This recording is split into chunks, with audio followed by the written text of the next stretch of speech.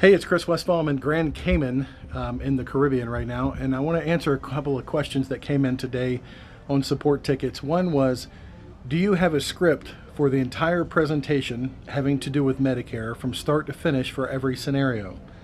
The second question was, how do you handle objections when you keep getting the same objection every time? And there's more nuance to that one. But first, let me start with the first one. As to scripts, yes, there's guidelines, and oh look, there's another cruise ship over there. Look at that water. It's incredible here. Had a great day in Grand Cayman. But the first question about scripts, yes, there's a guideline to follow. And you could have someone that's turning 65, which is a different course altogether. You could have someone that's staying on an employer plan and they want to know what happens later when they decide to get off that employer plan. Did they start Part B already? Should they start Part B? That's a question. If they are going to start Part B in the future, what will be their options at that point? Then you have other people who are on a Medicare Advantage plan and want to ask you, how do I get off of this thing? Because I tried to use it and it's not what they said it was going to be, this free plan. There are so many different scenarios that it becomes incumbent upon the agent to learn how to navigate and how to ask good questions, and that's what we have on the site.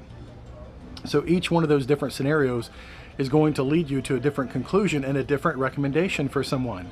Someone who does not turn 65 for the next year, obviously you can't have a conversation with them about what you can do 6 months out, what you can do 3 months out, when we should best take this application, because the rates that you're going to quote them today are completely irrelevant a year from now.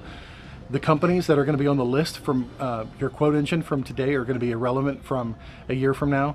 So the question is, it all depends. Yes, there's some scripts on my website from some of the top producers in the country. But again, you have to find your own path. And if you get so scripted thinking you're selling one product to absolutely every person, you will fail, because it's not that way. If you get so ingrained to the purpose of repetitively going over a script in a rote way, then you're going to sound like one of the telemarketers that we don't hire. That sound robotic. They sound scripted. That's something you don't want to do. You want to have a solution.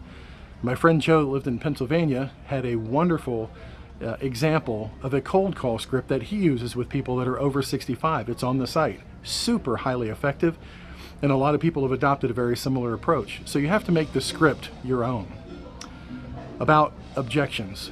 Had an agent tell me today that she keeps getting the same objection from people who are considering Plan N, the Medicare supplement, and they all keep saying the same thing. What if doctors decide one day that they're not going to accept Medicare fees anymore, and all of a sudden they're going to charge excess charges? How will that affect everybody? And what I've learned in sales in the last 20 years is, if you continue to hear the same objection over and over again, you probably should take the clue to start incorporating the answer to said objection in your presentation about the said plan and put it to rest at the beginning.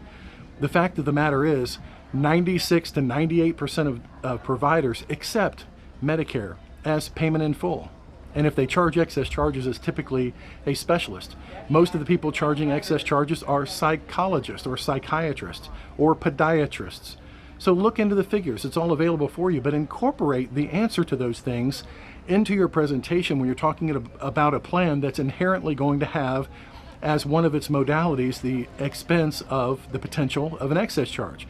Talk about what the likelihood is that they're going to experience that, how it's dealt with, how much could that potentially be, how likely are they going to experience that. Lay it all on the table and put those things to rest as part of your presentation.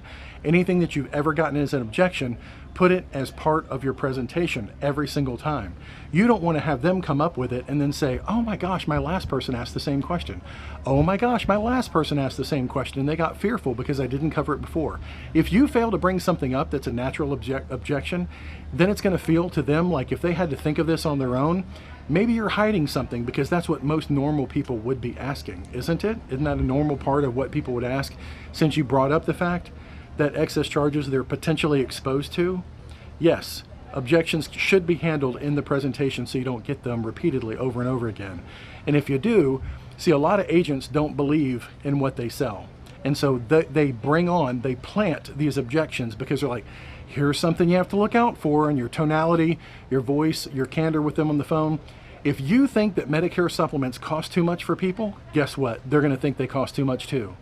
It's everything that you surround the whole presentation with that brings them back to the same objective that you have in your own mind, which is, yep, they cost too much. I have people tell me that all the time. They're like, I've been doing Medicare Advantage plans, never having to convince anybody of anything except take my free plan and sign on the dotted line. How do people pay premiums for Medicare supplements? How do they do that?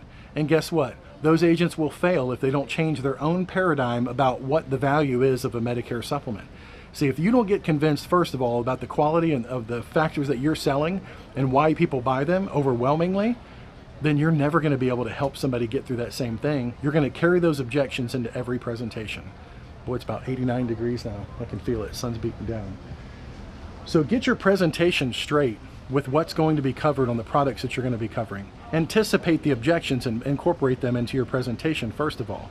And then you have to be absolutely clear on what you're providing.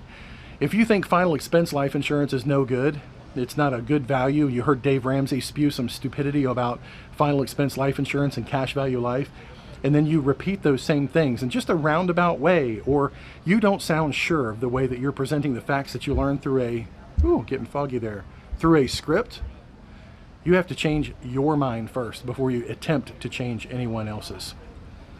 Just some words of wisdom from somebody who's been through it a lot and seen other agents. I've seen them fail because they don't change this first before getting it in here. So you don't need a script for every single scenario. Sorry, little humidity out here.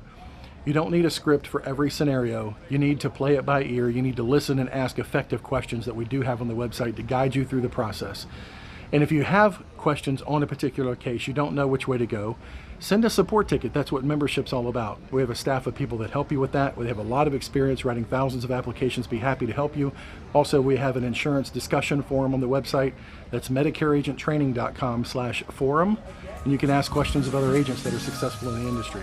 So it can be done. It can be done better. We all learn from each other. So take away whatever's positive from this, or you can thumbs down it if you don't like it.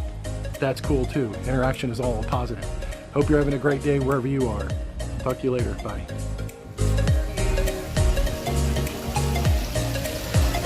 Very cute.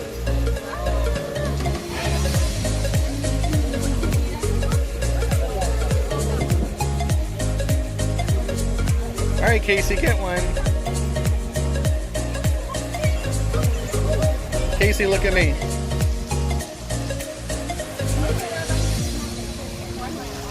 Oh, he wants to go back and swim.